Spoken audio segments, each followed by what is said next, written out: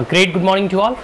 चलिए आइए आज हम जो है पॉलिटिकल साइंस और इंटरनेशनल रिलेशन का एक क्वेश्चन जो है समझने का प्रयास करेंगे। ठीक है, 1985 में पूछा गया प्रश्न है। ये क्वेश्चन नंबर जो है 3rd है।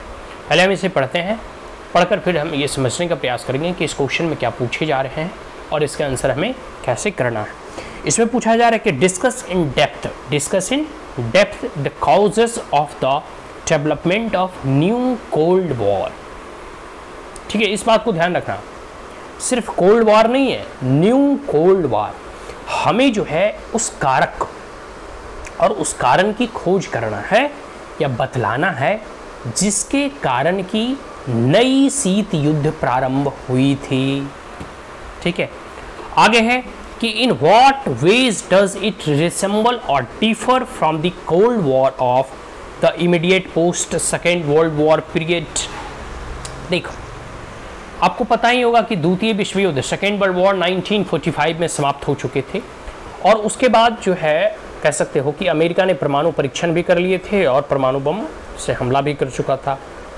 इसको देखते हुए रसिया का जो है कान खड़क गया और रसिया ने भी परमाणु परीक्षण कर लिए।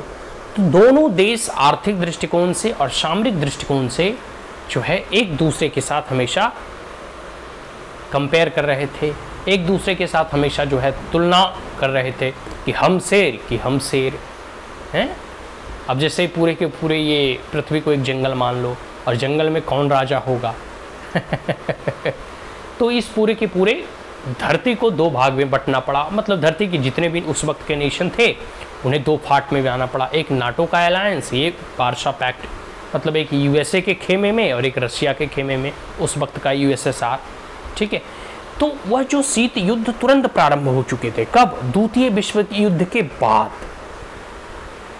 लेकिन एक समय के बाद क्यूबन क्राइसिस वगैरह जब हो गया, उसके बाद जो बहुत सारे ऐसे मीटिंग्स वगैरह हुए 2 वर्ल्ड लीडर के और सुपर पावर के बीच में, तो कुछ हद तक बाद में फिर ये धीरे धीरे मसला जो है शांत हो गया। लेकिन फिर 1970 आते आते 1980 आते आते ये कह सकते हैं 1970 और 1965 के बाद आप देखोगे कुछ दिनों के लिए तो शांति बनी, लेकिन फिर से शीत युद्ध का दौर जो है फिर से गर्माहट की ओर बढ़ने लगी। ठीक है, और फिर से रिवाइलरी कंपिटिटर जो है एक दूसरे से आगे बढ़ने की चेष्टा करने लगे। बात समझ में आ गई? वही यहाँ कहा जा रहा है कि क्या आखिर कारण था कि जो शीत युद्ध प्रारंभ हुए थे वो 1945 के बाद, वो जो है 1945 के बाद से जब शीत युद्ध प्रारंभ हुए तो उसके बाद कुछ दिनों तक शांति बनी। फिर आगे जो है शीत युद्ध दोबारा वो जो है कैसे जो है प्रारंभ हो गए और कैसे जो है 1945 का जो शीत युद्ध था उससे ये डिफरेंट है या फिर किस किस रूप में ये सिमिलर है। तो क्या डिफरेंसेस हैं कोल्ड वॉर और न्यू कोल्ड वॉर में? क्या समानांतर है, सिमिलरिटीज़ हैं कोल्ड वॉर और न्यू कोल्ड वॉर में?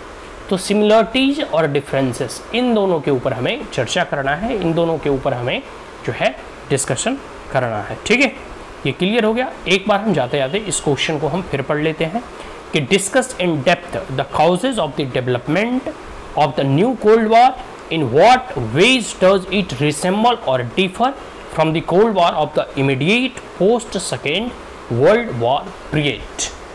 ये क्लियर हो गया, ये क्वेश्चन नंबर 3rd था। ठीक है, अब हम लोग नेक्स्ट क्वेश्चन नेक्स्ट वीडियो में देखेंगे। ठीक है, is that clear? So that's all, thank you, and if you are the first time on my channel then like it, share it as well as subscribe it. Thank you once again, have a great day.